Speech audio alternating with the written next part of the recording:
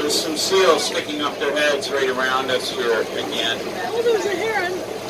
You see there's a cormorant with its wings outspread?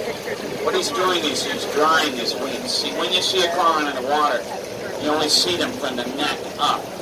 They're less buoyant than other seabirds.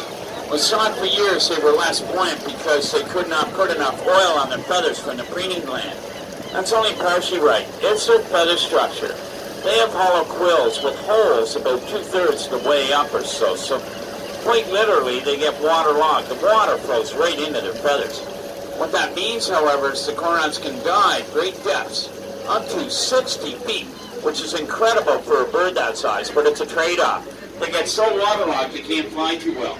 So they have to come out here to the islands and spread their wings out to dry. Spread their laundry out to dry, so to speak. There's a bunch of semi-palmated sandpipers down low in between the two groups of cormorants there. Now, semi-palmated sandpipers are those little guys.